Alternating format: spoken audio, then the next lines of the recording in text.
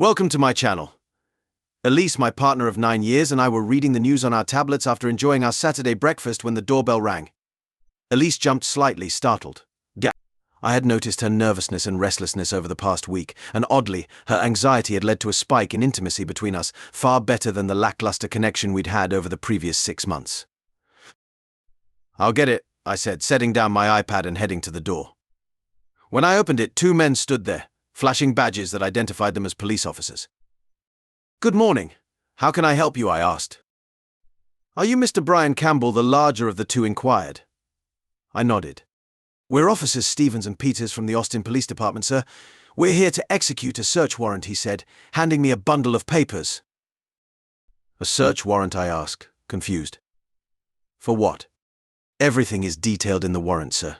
You'll have a few minutes to read it. You can also contact your lawyer if needed. We'd also like to speak with your wife, Elise Campbell, if she's available." "She's in the kitchen," I replied, leading the officers down the hallway. As I read through the warrant, I saw that it was issued specifically for Elise. It concerned firearms she might own and property that could belong to a Mr. Conrad O'Brien. Walking back into the kitchen with the officers, I asked, "Is this related to that wealthy guy who was found dead last week? My wife works for one of his companies, but we don't know him. I've never even met the guy." As I spoke, I glanced at Elise and noticed her face had gone pale, her eyes wide with shock. If they were looking for someone guilty, they didn't need to search further. "Elise, do you know what this is about?" "They have a warrant to search our house, and it suggests you're connected to Conrad O'Brien's murder," I said, irritation creeping into my tone. "Sir, please allow us to ask the questions. Could you step out of the kitchen? We need to ask Mrs. Campbell a few things," one of the officers requested. "Is she under arrest?" I asked. "I think she should speak to a lawyer before answering a bunch of questions. Elise, do you want me to call my lawyer to see if he can find someone to represent you?" "Yes, please," Elise whispered, tears beginning to fill her eyes. "That's her right," one officer confirmed. "Let's schedule an interview for next week. Right now, we're just gathering evidence, and no one is under arrest. In fact, we'd like to speak with you too, Mr. Campbell. We can do that at the station when your wife's interview is scheduled. Of course, you have the right to legal representation during the interview if you choose." "One more question, sir. Do you have any firearms in the house we should know about?" Officer Peters asked. "First of all, I'm happy to talk to you here. Not at the station. I've never met O'Brien, and I have nothing to hide. Second, yes, I own a few pistols, all locked in my gun safe, except for one in the bedside table drawer. Would you mind if Officer Peters accompanied you to retrieve the gun from the bedside table, and then could you open the gun safe so we can take a look?" Peters asked. Understanding I didn't have much choice and wanting to cooperate, I said, "Of course, follow me." I led Officer Peters to the master bedroom. Pointing to the drawer beside the bed, I said, "It's in the top drawer." Wearing gloves, Peters carefully opened the drawer and removed my Taurus judge with an evidence rod before placing it in a collection bag. "Thank you, sir. Now, could you show me to your gun safe?" "Certainly, this way," I said, leading him to my office. Once there, I entered the combination and opened the heavy door of the gun safe. "Sir, we'll be taking all your firearms to our lab for testing. You'll receive a receipt for the items we confiscate, and once everything has been examined, your property will be returned," Peters explained. "Understood," I replied, realizing I didn't have much of a choice. Peters then spoke into a small microphone. "Michaels, I need you and your team in here to start logging the firearms." "On it, boss," came a response from the earpiece. A few moments later, Michaels and his team arrived with containers and bags to inventory the weapons. I glanced at Peters, who gave me a nod and then cleared his throat. "All right, everyone, we're here to search for any items listed in the warrant. Specifically, we're looking for additional firearms. Michaels, assign the search areas, and let's get to work." Over the next several hours, the team thoroughly searched our home and the 2 cars in the garage. Though they weren't destructive, the house was left in disarray by the time they were done. We waited for about 10 minutes as the officers and forensic team spoke by their vehicles. I kept giving Elise questioning looks, silently asking what was happening. Eventually, Officer Peters knocked on the door. I opened it, and he handed me a receipt. "Thank you for your cooperation with the search," he said, as though I had a choice. I nodded, glancing at the receipt. They had taken 5 long rifles and 4 pistols. He then asked if he could speak to Mrs. Campbell again. I led him back inside. Elise was still seated at the kitchen table, her head down, clearly upset. "Mrs. Campbell," the officer said gently. She looked up as he handed her a business card. "Please arrange an interview with us at the station when your lawyer is available." She nodded and said, "All right." He then turned to me. "We'd like to have a conversation with you in your office. You're entitled to have an attorney if you wish." I told them I didn't need one since I had never met O'Brien and had nothing to hide. The interview was thorough but lasted less than an hour, as I had never encountered Brian before. They asked if I had any issues with this man, who apparently had been involved with my wife, and they also wanted to verify my alibi. They asked where I had been on the night O'Brien was murdered. I asked them for the exact date, and they provided it. I pulled out my iPhone and checked my calendar. I was at my friend Lee Rogers' house that night, I explained. Elise had told me she was spending the night at her aunt's in Fredericksburg, so I called Lee, and he invited me over. When they asked what we did, I said we had dinner with Lee's wife, Pat. Afterward, we chatted for a bit, and then Lee, who's an avid pilot, took me up in his private plane. I explained that Lee's neighborhood, Breakaway Park in Cedar Park, has its own private airstrip and many residents, including Lee, own planes and hangars. It turned out the officers were familiar with the area. I told the officers that we had taken off around 8 p.m. and returned about an hour later. When they asked who had flown the plane, I explained that I wasn't the pilot Lee was. He had been a military pilot for many years, so I felt completely safe with him at the controls. The officers mentioned that they might need to verify my story, so I provided them with Lee's full name, address, and phone number. Later, I spoke with Lee, and he told me the police had already interviewed both him and his wife, Pat, at their home. They had confirmed my story, and they even offered surveillance footage from their homeowners association. The footage came from a camera aimed at the airstrip, recording planes taking off and landing. The video confirmed that Lee's plane had taken off at 8:05 p.m. and landed at 9:15 p.m. After the police left, I returned to the kitchen and confronted my wife. "What the hell is going on? You work for one of O'Brien's companies, but I never thought you had anything to do with that scumbag. Were you having an affair with him?" I demanded. Elise looked up at me, her lower lip trembling and tears streaming down her face. "I'm so sorry," she whimpered before bolting from her seat and locking herself in our bedroom. The next week was chaos. The local news got wind of the search warrant, and both Elise and I were hounded for interviews and comments. Conrad O'Brien's murder was the biggest story in town. On the advice of our lawyers, we stayed silent. My attorney referred Elise to Ted Walker, a criminal defense lawyer, but for some reason Elise didn't want me at her meeting with Ted, which was scheduled for Monday afternoon. Something was definitely wrong. O'Brien had made millions from software and online ventures. At one point, his companies employed over 1,000 people, though a few years ago he outsourced much of the development work to India to reduce costs. Despite that, he frequently made headlines for his charitable donations and still employed many people, including Elise. However, there were rumors that O'Brien was a notorious womanizer, especially with married women. Walker arranged for Elise to meet with the police at 9:30 a.m. on Friday. Elise told me that Ted thought the police were just fishing for information and didn't expect much to come from it. Well, Ted was very wrong. Around 11:30 a.m. that Friday, I received a frantic call from Elise.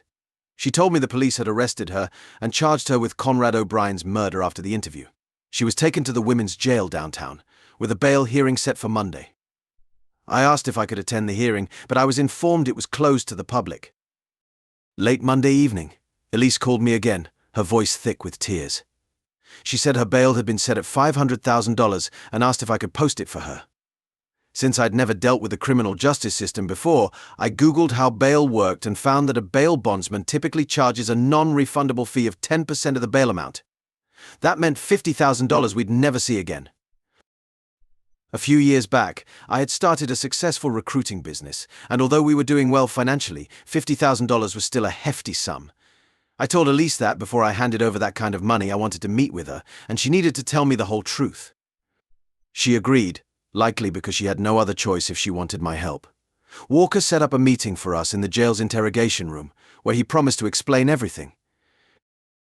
When I arrived at the jail, I was searched for contraband or weapons before being led to the interrogation room where defendants typically meet with their lawyers. Walker and Elise were already seated inside, and Elise was wearing an orange jumpsuit that didn't suit her at all. Rather than hearing the explanation directly from Elise, Walker spoke for her. He said I'd eventually find out the details anyway, so he was ready to tell me what I needed to know. He revealed that Elise and O'Brien had been having an affair for 6 months, which only ended because of O'Brien's death. The news hit me like a punch, and I glared at Elise in fury. You cheated on me for 6 months? No wonder sex with you was so damn boring until that bastard died. He was just using you, wasn't he? You liar, I shouted. Elise sat there, head bowed, sobbing uncontrollably. Walker, remaining calm, said he understood how shocking this was for me and suggested I take a moment to collect myself. He assured me that despite the affair, he was confident Elise didn't murder O'Brien. Really, I asked. If you're so sure, why did they arrest her? They must have some solid evidence. Walker explained that the murder had taken place at O'Brien's 300-hectare ranch in the Texas Hill Country west of Austin. The ranch house, though smaller than O'Brien's Lake Austin mansion, was still a 450 square meter, 2-story home with a pool and tennis court.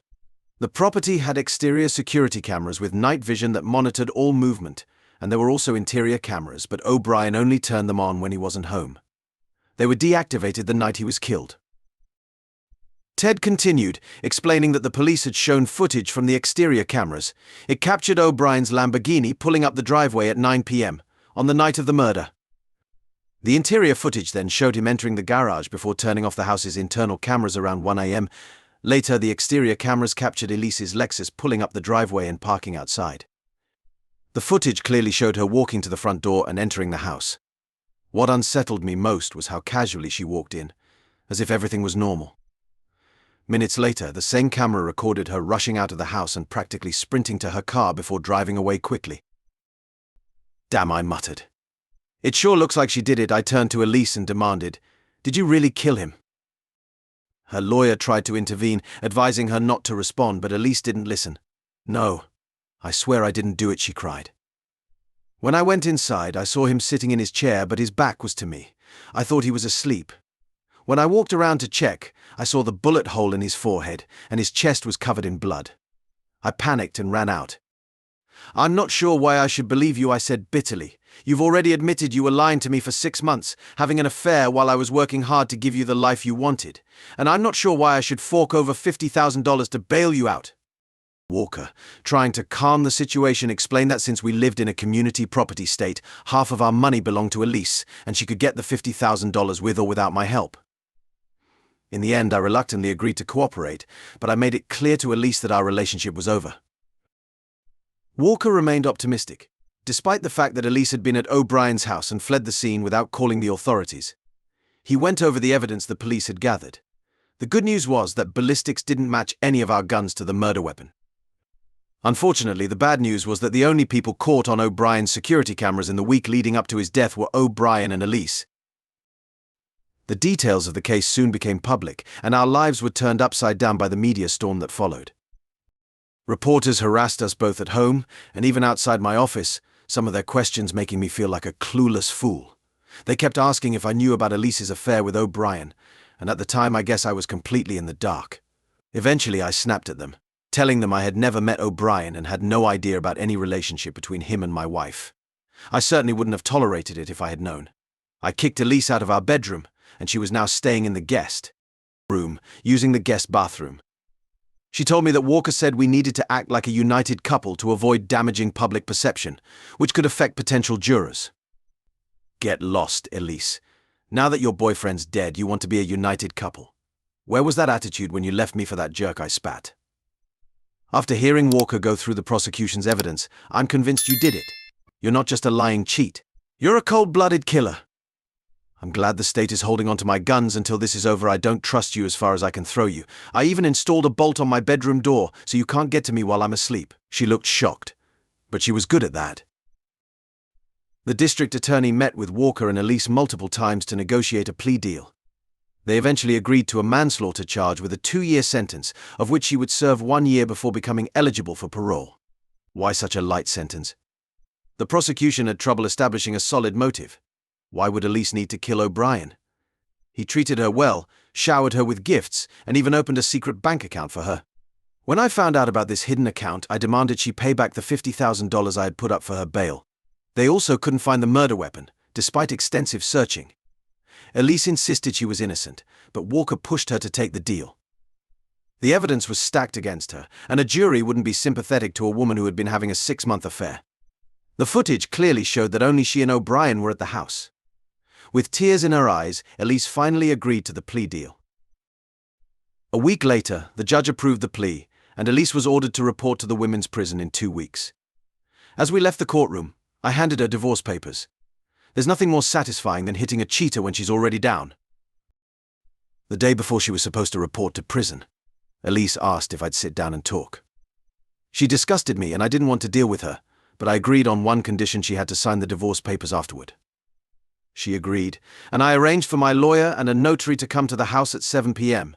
The divorce was a standard 50-50 split, but Elise didn't get any part of my business or any spousal support. The joint assets included the $250,000 O'Brien had secretly gifted her. I didn't care where the money came from; it would work like any other money and keep her from touching my assets.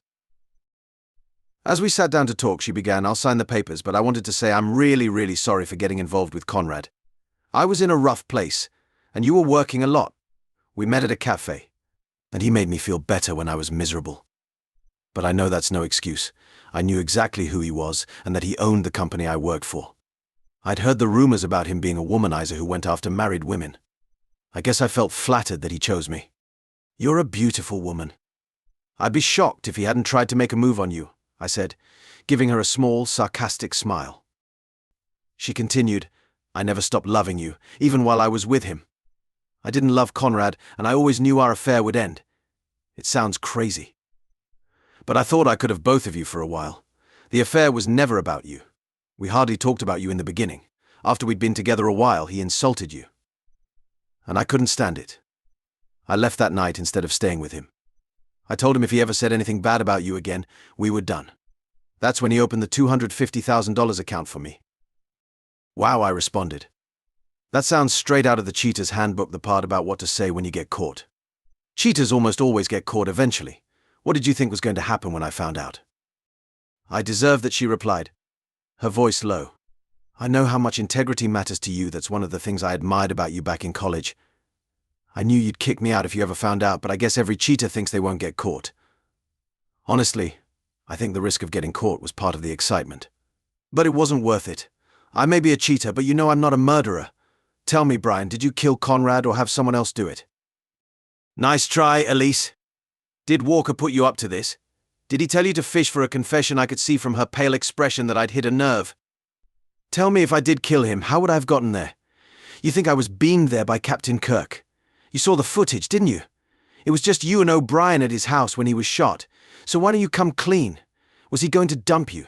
Did you tell him you loved him? And he just laughed, calling you a good sex toy." "Go to hell," she snarled. "Thank God I'll never have to deal with you again," I shot back. Just then the doorbell rang, signaling the arrival of my lawyer and his notary. "I think this conversation is over," I said, stepping out of my office to open the door. "It's time to end this miserable marriage for once." Elise kept her promise and signed the divorce papers. In just a few months I'd be a free man, and she'd be sitting in a medium security state prison. I even drove her to jail myself, not out of kindness, but because I wanted to ensure she was locked away for good. 6 months later, I found myself at Lee's house, celebrating the official end of my divorce, which had come in the mail earlier that week. We were sitting in his bar, sipping drinks while Lee puffed on a fine cigar. I asked him, "Do you feel even a little guilty?" Lee shot me a sharp look. "That bastard killed my sister. He deserved what he got. Sure, maybe he didn't pull the trigger, but he seduced her, a married woman with 2 kids, when her husband found out and threw her out. O'Brien dumped her and cut her off completely. Megan was so devastated she took her own life rather than face the fallout. O'Brien's to blame." I had heard the story before. Lee had been heartbroken for weeks after his sister's death. I just nodded as he took another drag from his cigar. "What about you?" Lee asked. "Do you feel guilty about Elise going to prison for a crime she didn't commit?" "Not really," I replied. "She brought it on herself. She knew I'd burn her world down if I ever found out she was cheating, but she did it anyway. And hey, I got to learn how to fly your plane. That was pretty cool. Besides, someone had to stop O'Brien from wrecking more marriages. He caused too much damage. Unfortunately, our courts don't always care about right and wrong." "You've got that right," Lee said, tipping his beer toward me. We clinked bottles and then sat in silence, enjoying the evening. After a while I asked, "We've never really talked about it, but how tough was it to carry out the plan? How did it feel putting a bullet in that scumbag?" "Recoil," Lee said with a laugh. "That's all I felt. I knew Lee had served in special forces and had taken down plenty of bad guys, but this mission was personal. After Megan's death, Lee had sworn to kill O'Brien. His military training taught him to plan carefully, and I had to admit, his strategy was genius. I had known Lee for a few years. We fished and hunted together often. He had scouted O'Brien's country estate thoroughly before his sister died, and his sister had even mentioned that O'Brien always left the exterior cameras on but turned off the indoor ones when he was home. That detail was vital to Lee's plan. I discovered my wife's affair not long after it began, when O'Brien sent her a seemingly innocent text probably coded for their affair. Lee's sister Megan and my wife Elise worked together at one of O'Brien's companies. When I first confided in Lee about Elise's affair, it took some time, but he eventually convinced me to play the long game and hold off on divorcing her right away. While Lee had the experience of a trained killer, I was a novice in our plan. Still, we were in this together. Lee decided my role would be to fly the plane while he handled the rest. It took several months for him to teach me how to fly and land his plane, which was fun, but I couldn't shake the feeling that I was learning just to help Lee kill O'Brien. It gave me chills. We tracked Elise's movements with a GPS tracker on her car, and I even learned the passcode to unlock her phone so I could monitor her meetings with O'Brien. On the morning of the operation, Lee drove an old Jeep to a hidden spot about 2 kilometers from O'Brien's house, covering it with camouflage netting. He replaced the plates with ones he had taken from an abandoned car. After hiding the Jeep, I picked him up and dropped him off at his house, then headed home. That evening, I went back to Lee's place, and we flew the plane just as I had told the police, except this time I was the one flying. Lee was dressed head to toe in black, with leather gloves, a balaclava, and night vision goggles. He looked terrifying. He carried a military-style black parachute, which he said was highly maneuverable and would allow him to land either on O'Brien's roof or, better yet, the second-floor balcony that led to an upstairs bedroom. O'Brien's master bedroom was on the ground floor. Lee also had a backpack packed with tools and equipment for his escape. I piloted the small plane under Lee's guidance until we reached the perfect drop point. Over the noise of the engine, Lee shouted, "Let's get this done before jumping into the night." Conditions were ideal: darkness, barely any moonlight, and calm winds, allowing Lee to land perfectly on the second-floor balcony. From his surveillance, he knew the cameras weren't aimed at that part of the house. He picked the lock on the balcony door and waited inside until O'Brien arrived and turned off the interior security cameras. Lee had wanted to have a conversation with O'Brien before shooting him, and from tracking Elise's car, we knew she was still about an hour away. Though we didn't think there were any bugs in the house, Lee didn't want to take any chances. In the end, he didn't care what O'Brien had to say. He found a spot to observe O'Brien and waited for him to sit down.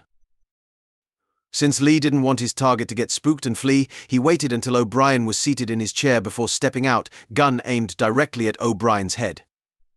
To say that O'Brien was terrified would be an understatement. Initially, Conrad thought it was a robbery and immediately offered money and valuables in exchange for his life. But Lee, keeping the gun steadily trained on him, moved closer and whispered in his ear, "This is for Megan." Taking a step back, Lee saw the realization dawn on O'Brien's face, and he also noticed a wet patch spreading on O'Brien's pants. Then, Lee pulled the trigger, ending Conrad's miserable existence.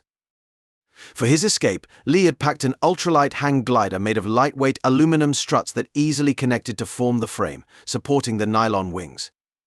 Assembling the glider took him around 10 minutes. Since the exterior cameras were angled downward to catch anyone approaching, Lee calculated that he only needed to fly about 100 meters away from the house to avoid being caught on film. After ensuring all his equipment was packed, Lee stepped out onto the balcony, locking the door from the outside. This time he climbed from the balcony to the roof, using a rope he'd tied to pull up the glider. Fortunately, the roof's angle wasn't too steep, allowing him to carefully make his way to the highest point. Feeling a light breeze, he took a running start along the roof's ridge and launched the glider. Adrenaline must have been coursing through him because, according to Lee, he flew nearly 500 meters before touching down. Once he landed, Lee quickly disassembled the glider and headed toward the Jeep. After packing up his gear, he drove away into the night. The following day, Lee got rid of the gun, the glider, and the black clothes he'd worn during the mission. He even disposed of his shoes to ensure there were no traces left behind. As Lee finished recounting his part of the operation, I couldn't help but say, Lee, you've been retired for over a decade, but you've still got it. Lee smiled and responded, Brian, I did it for my little sister. May she rest in peace. Like Toby Keith once sang, I ain't as good as I once was, but I'm as good once as I ever was. Thank you for sticking around until the end. See you next time on another episode of Cheating Stories. Take care of yourself and your loved ones. Goodbye.